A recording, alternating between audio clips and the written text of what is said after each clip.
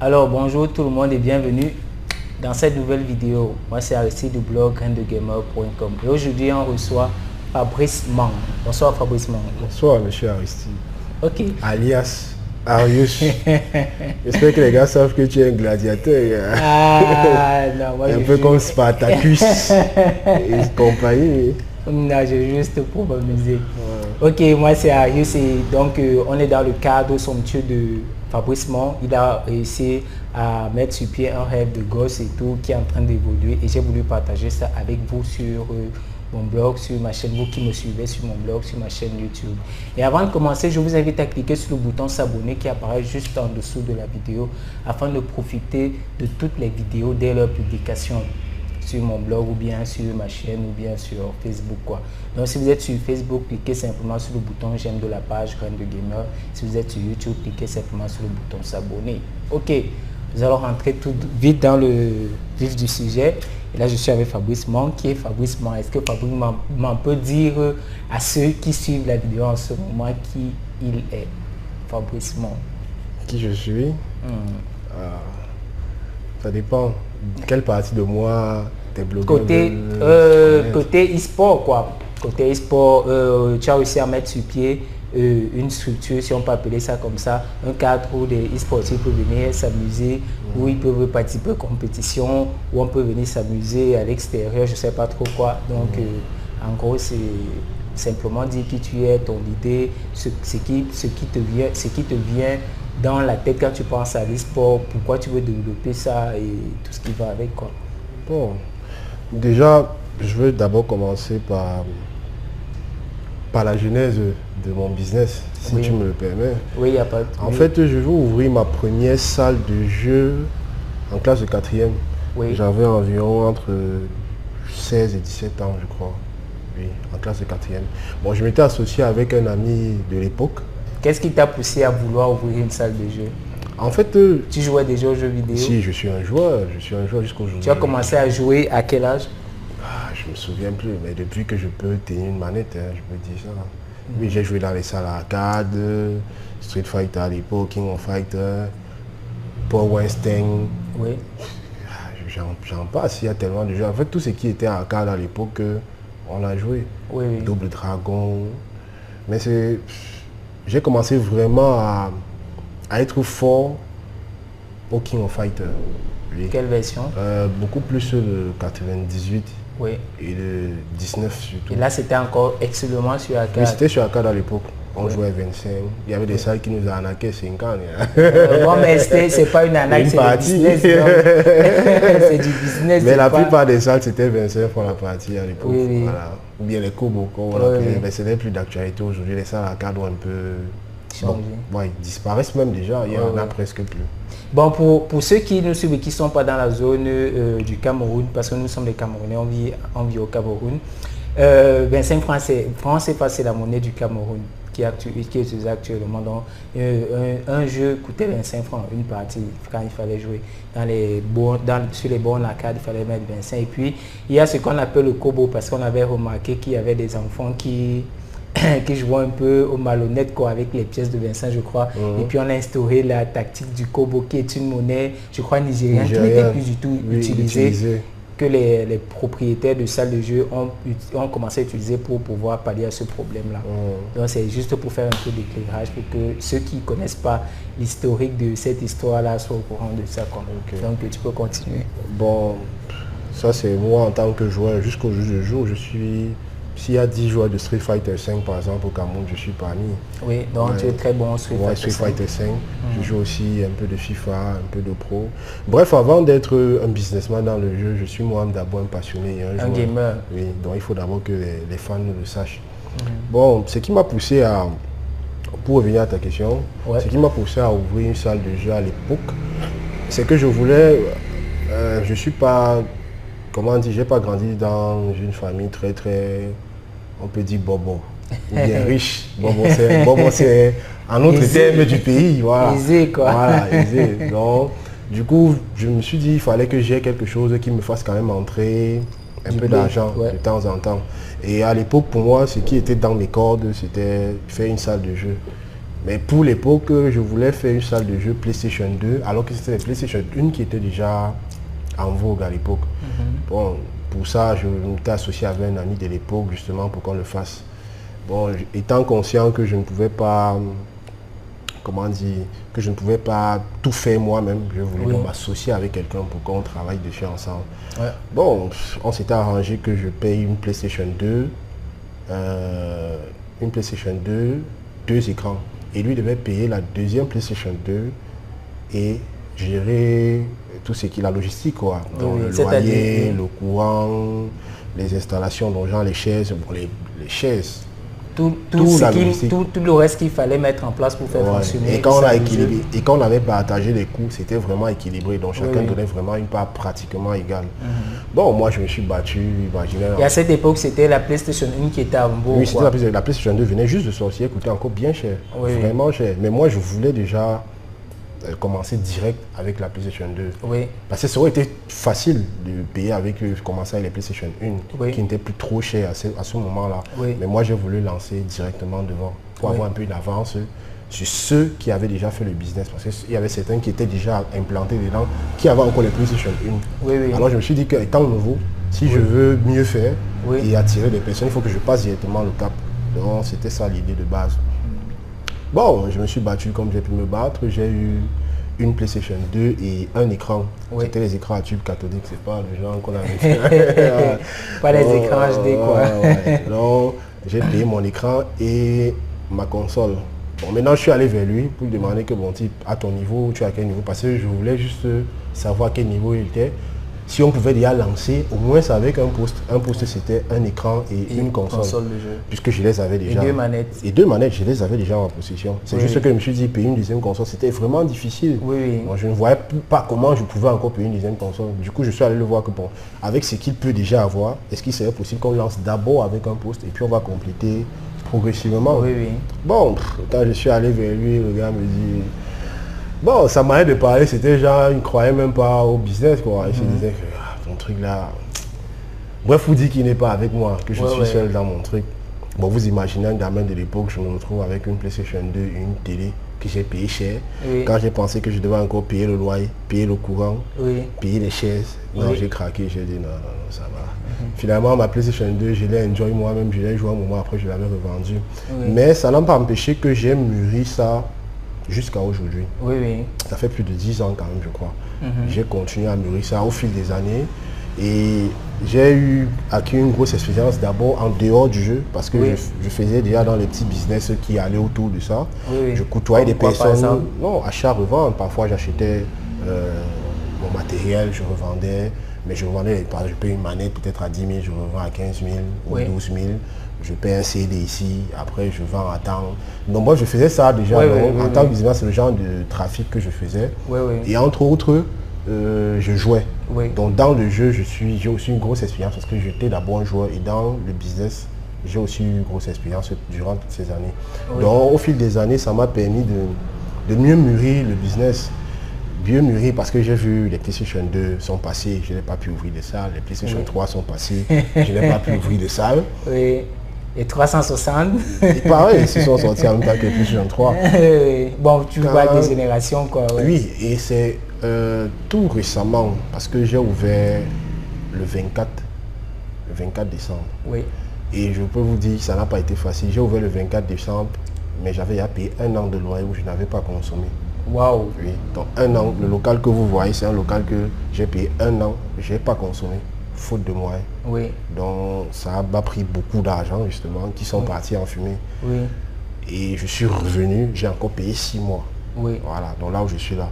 Donc, vous pouvez imaginer que je donne autant d'argent pour laisser ça vide. Vous comprenez que ça n'a pas été facile. Bon, c'est vrai que j'ai eu 2 ou 3 choses qui m'ont aidé. Il y a un peu la famille qui m'a aidé. Et moi aussi, de mon côté, j'avais aussi des gens de gros sauts. Mais il y a quand même la famille qui a aussi mis un peu la main à la poche pour que je puisse m'implanter comme je me suis implanté là. Oui, mais ça n'a pas été facile pour ça. Donc, j'ai lancé la salle officiellement le 24 décembre vous imaginez, entre la 4e et le 24 décembre de cette année, vraiment, il y a du chemin. Il y a du chemin, il y a du chemin, voilà, donc c'est un peu ça. Ça, c'est juste de l'histoire de la salle de jeu ci, de mon projet, depuis la genèse, quand j'étais gosse, jusqu'à aujourd'hui. Donc il y a d'autres petits détails, mais vraiment, si on en parle, on va aligner une page. Oui. Parce qu'il y a beaucoup, il y a ceux, par exemple, parmi ceux qui suivent actuellement cette vidéo, il y a des personnes qui ont des rêves pareils, mais qui se disent que c'est impossible de réaliser, qui se disent non, ça c'est pas pour nous, ça c'est, comme on dit dans notre jargon, ça c'est pour les watts, ça c'est pour les blancs, quoi. Et pourtant c'est pas ça. En fait, c'est que dans le cadre de cette vidéo, je voudrais vous démontrer que tout est possible. Et je sais que les gens, les gamers généralement sont des personnes qui sont, je ne sais pas si c'est le cas pour tout le monde, mais dans la majorité des cas, les gamers sont toujours repoussés. On dit que ce sont des vauriens, ce sont des gens qui ne peuvent rien faire. Et pourtant, aujourd'hui, l'industrie du gaming, du jeu vidéo et tout, c'est l'industrie qui rapporte le plus dans le monde entier. Si je oui, plus que le cinéma même. Voilà. Donc, qu'il y a plein de métiers qui tournent autour, que ce soit métier de gamer, que ce soit métier de programmeur, que ce soit métier de dessinateur. Donc il y a tellement de choses qui tournent autour qui font en sorte qu'il est impossible aujourd'hui que vous fassiez dans l'e-sport, dans le jeu vidéo et que vous ne vous en sortiez pas. Ça ne marche pas que chez les blancs, ça marche aussi chez nous.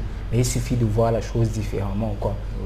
Donc c'est à ça que c'est cette vidéo. Donc ton témoignage ou bien ton histoire peut stimuler d'autres personnes qui suivent cette vidéo par exemple en ce moment. Ça, il peut être au Cameroun, il peut être à Abidjan, il peut être, je sais pas moi, en Chine et tout, mais il se dit bon ok, moi je veux bien faire ce truc, mais chez moi, dans ma tête, tout le temps on me rabâche la même chose, le jeu vidéo ça n'a pas d'avenir, tu peux rien foutre avec ça. C'est pour les voyous, c'est pour les voyous, c'est pour les gens qui ont raté leur vie, et pourtant c'est pas du tout le cas. Moi je suis un gamer, je vous assure que chaque fois que j'ai eu un choix à l'école, c'est parce que je n'ai pas étudié, ce n'est pas parce que je joue aux jeux vidéo, ça n'a rien à voir du tout.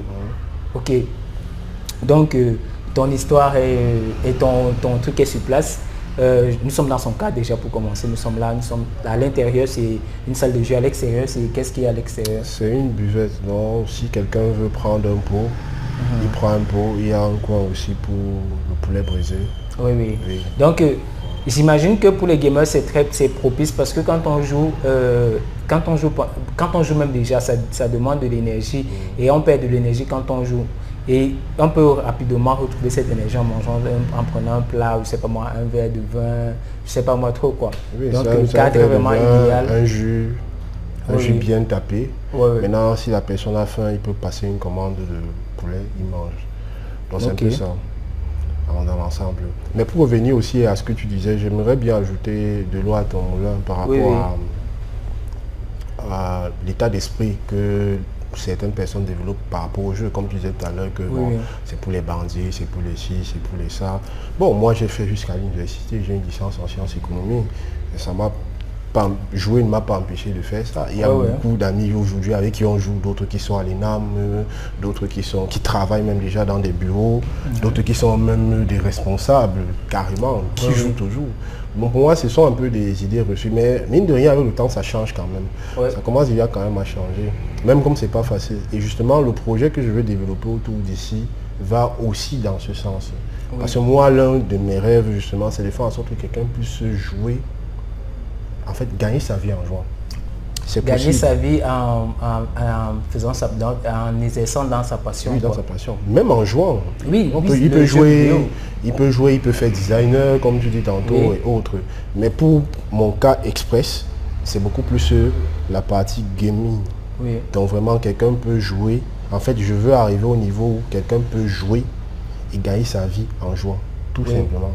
Ça se fait déjà de l'autre côté, pourquoi pas chez nous. Et sur ce, j'ai justement un projet qui va dans ce sens. Et ça commence déjà par... Il y a une émission, par exemple, qu'on produit ici déjà. Il y a des tournois qu'on fait régulièrement qui sont gratuits, une session gratuite. Pour l'instant, c'est FIFA et Street Fighter 5. Il y a... bref, il y a tout un truc autour de ça. J'ai une stratégie justement pour arriver jusque-là, mais ça commence par les bases que j'ai définies là. Une émission, des tournois réguliers d'abord.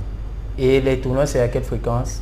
Une fois par mois. Non, c'est chaque dernier dimanche de chaque mois. Il y a des lots, il y a des lots. Il y a des lots et les tournois sont gratuits. Donc il y a d'abord des tournois de janvier, février. Bon, là, il y a fait en janvier. Il y a un tournoi qui arrive ce dimanche. Dimanche prochain. Dimanche prochain, oui. Ouais. Après, maintenant, il y a les tournois de ce dimanche-là sont sur quel format vous vous inscrivez gratuitement.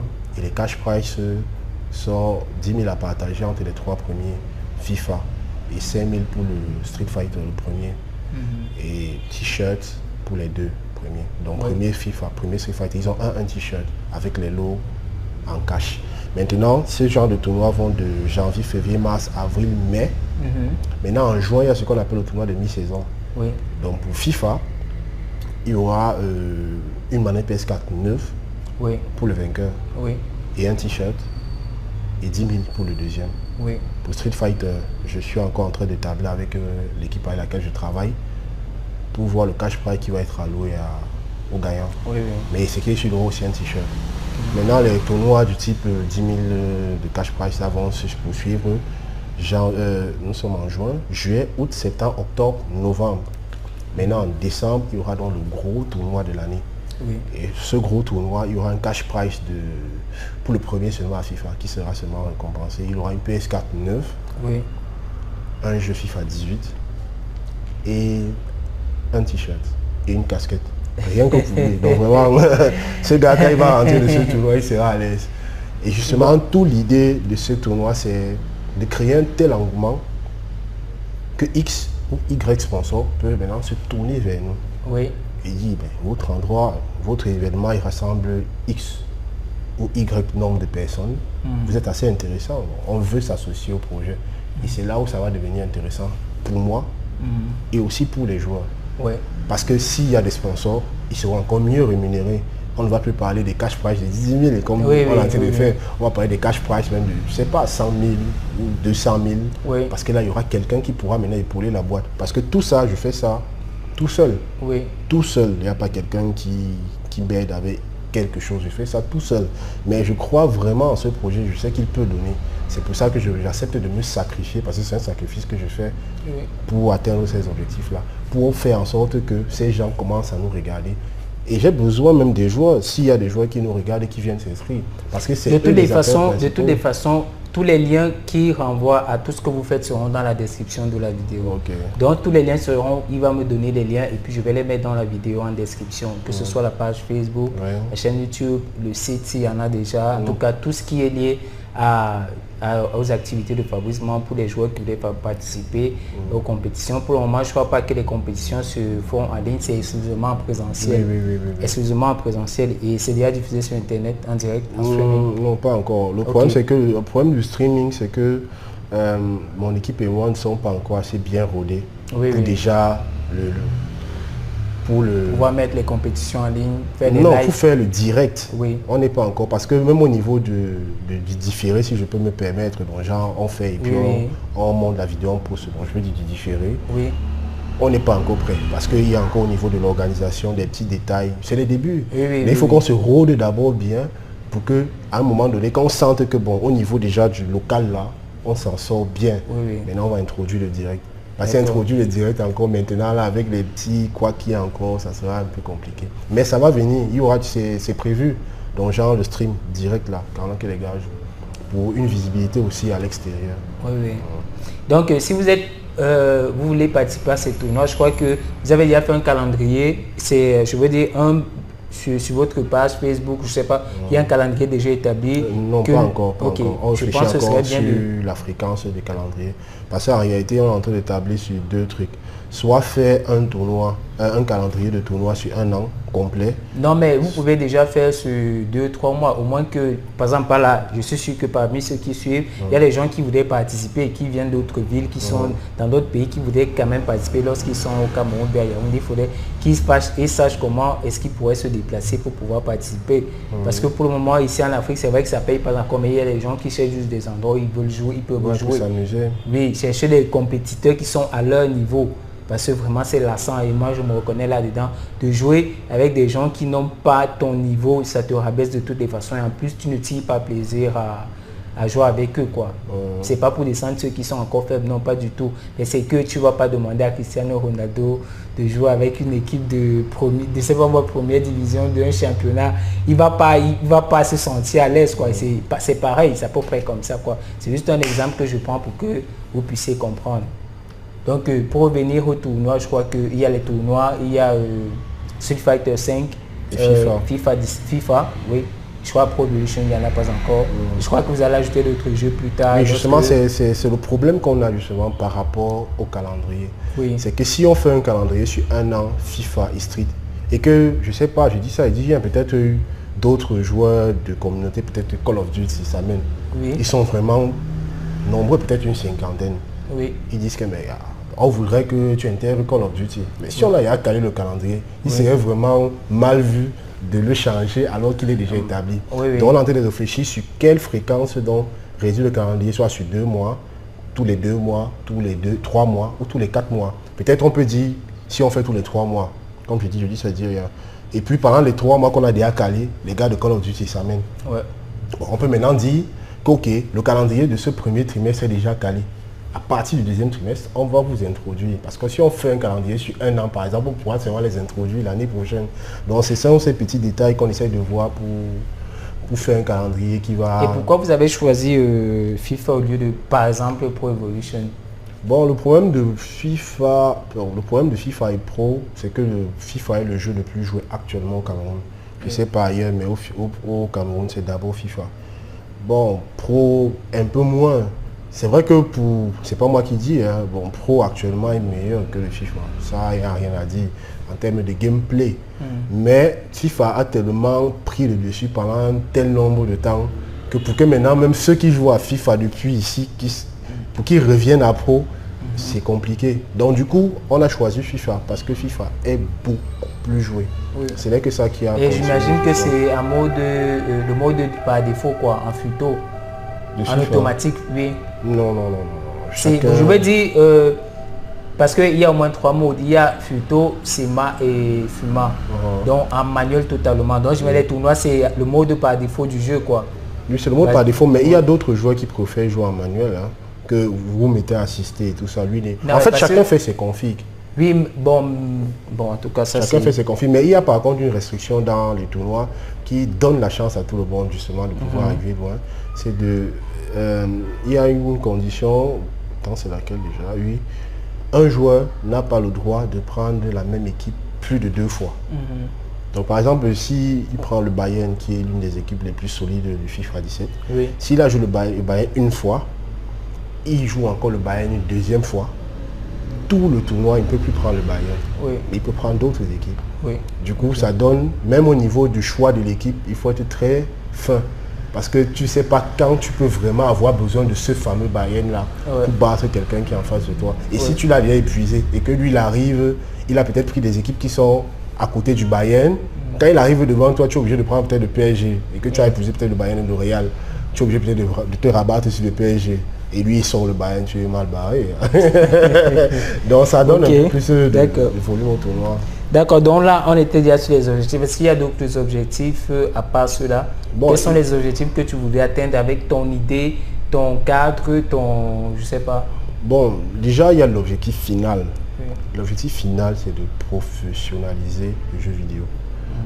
Moi, ce que je veux faire quand je dis professionnaliser, c'est utiliser mon nom, ITEC 237. Je veux en faire un label. Ça, c'est la finalité. Un label où il y a des joueurs qui sont payés pour jouer. Il y a des joueurs qui participent au tournoi, qui gagnent pour jouer. Il y a des joueurs qui sont sponsorisés et que les sponsors donnent leur argent, leur donnent de l'argent. Ils sont à l'aise. En fait, c'est un peu ça mon objectif à long terme. Donc c'est ça. Maintenant, pour y arriver, forcément, il y a tout un tas. Il y a des mini-objectifs à atteindre. Voilà, justement. Ce n'est pas que je vais quitter de là pour atterrir. Donc il faut maintenant découper, échelonner ça pour arriver là-bas. Ok, d'accord. Bon, là, nous sommes en cette année, ceux qui sont présents, c'est qui, comme activité, nous avons les jeux vidéo, il y a les tournois, je veux dire.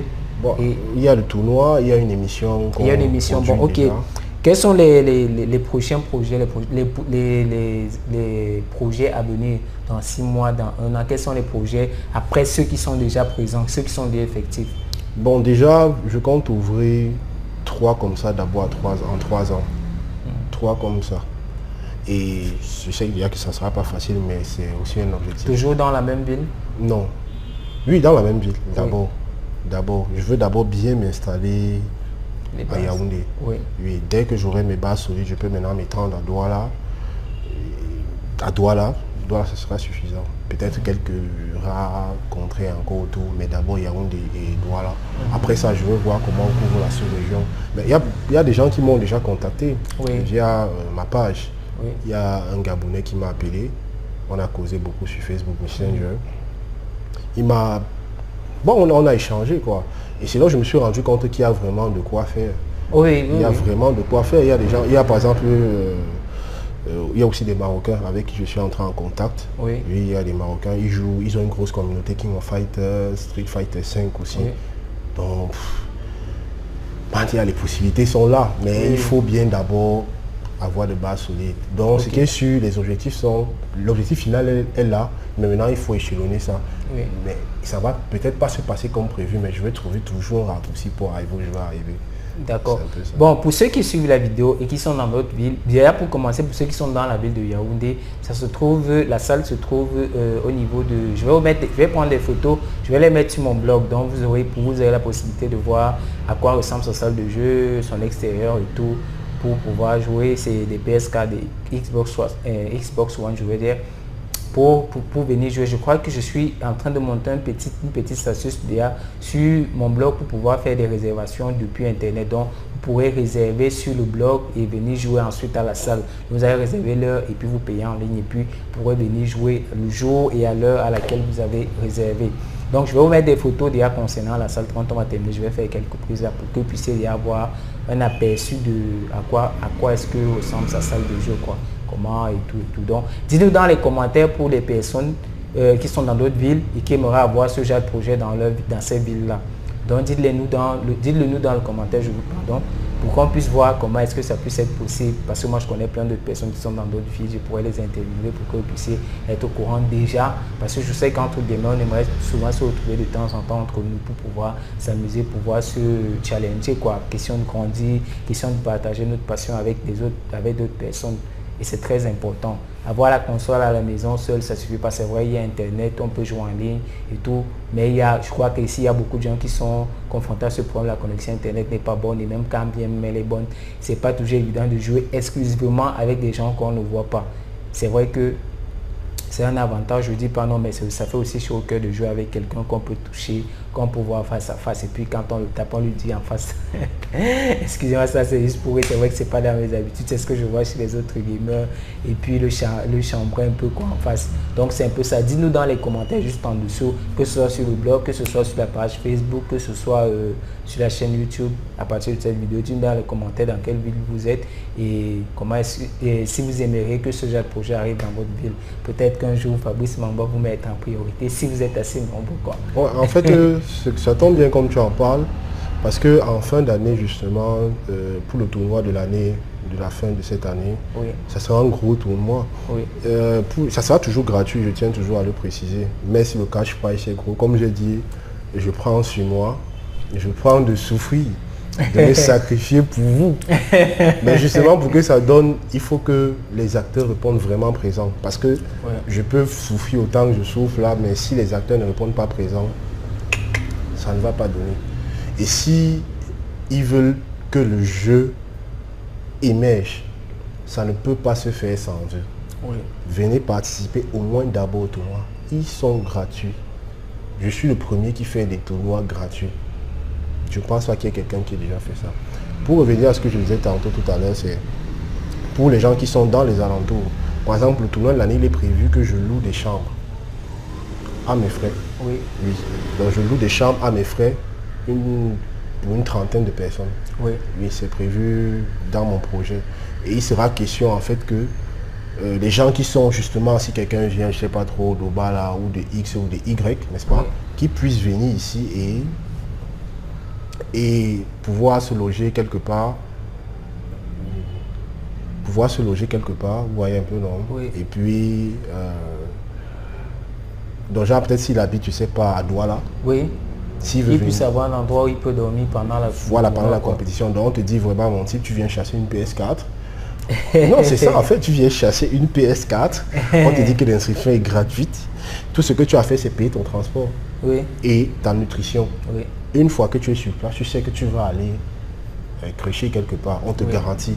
ITEC 237 garantit l'hébergement de 30 personnes, les 30 premières personnes qui vont s'inscrire de l'extérieur de la ville de Yaoundé.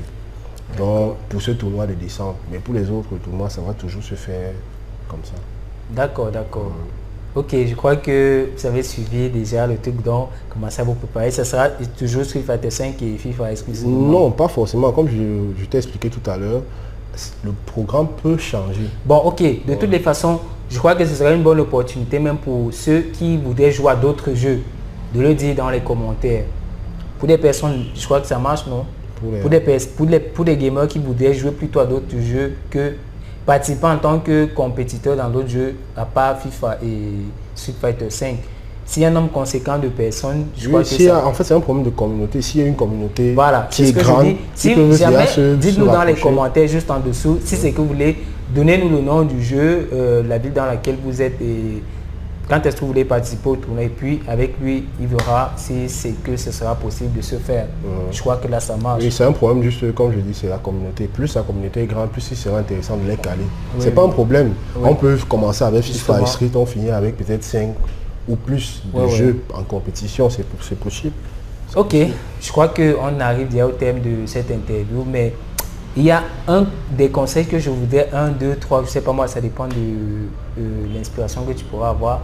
Pour celui qui nous suit en ce moment et qui dit waouh, j'aimerais faire comme Fabrice Mon, j'aimerais bien avoir une salle de jeu, un cadre où je peux, je sais pas moi, faire comme ce qu'il a pu faire. Ça c'est pas, comme tu l'as dit, quand on suit toute l'histoire de Fabrice, c'est pas aujourd'hui que ça s'est fait en fait. C'est-à-dire il a bâti depuis des années, depuis qu'il est gosse et aujourd'hui ça s'est juste matérialisé. Et ça a pris du temps, ça a pris de l'énergie, ça a pris des réflexions, ça a pris des efforts, ça a pris plein de choses quoi. Et si lui il est là, il te suit en ce moment, quel conseil est-ce que tu lui donnerais pour qu'il puisse faire la même chose que toi? Bon, déjà, le business du jeu vidéo, contrairement à ce que beaucoup de gens croient, c'est un business qui est à la fois très facile et super complexe. Parce que quand quelqu'un voit ça là, je dis, c'est le jeu vidéo, bon, si moi j'en dedans, je vais me faire de l'argent facile. Ce gars, il se met le crayon dans l'œil, c'est pas le doigt. En fait, c'est un business qui est complexe et il faut bien le comprendre, sinon vous allez droit sur un mur. Il est très complexe. Bon, déjà, le premier conseil que je peux donner à la personne, c'est d'abord de bien penser son business. Vraiment bien penser. Ça, c'est pas la blague. Il doit bien penser son business. Et il doit aussi se dire en pensant son business que ça ne se passera pas forcément comme il a prévu. Déjà, il n'y a rien qui se passe comme on prévoit dans la vie. Et il faut savoir donc soit anticiper, soit faire avec les difficultés quand elles se présentent, parce qu'il y en aura toujours. Et pour ça, il faut avoir l'expérience. C'est très important d'avoir l'expérience dans ce business. Si vous ne l'avez pas, donc vraiment, faites autre chose de votre argent. Donc, qu'est-ce que tu lui conseillerais donc pour acquérir de l'expérience? Déjà, pour acquérir de l'expérience, dans un premier temps, il doit côtoyer le milieu. Moi, je connais les difficultés des joueurs parce que je suis d'abord un joueur. Je suis un ancien joueur et je suis toujours un joueur. Je connais les difficultés. Je connais aussi les difficultés du business du jeu parce que j'ai côtoyé beaucoup de personnes qui font dans ça. Et moi-même aussi, comme je l'ai expliqué au début de l'interview, ce que je faisais à l'époque. Et j'ai assisté à toutes les strates d'évolution du business du jeu vidéo au Cameroun.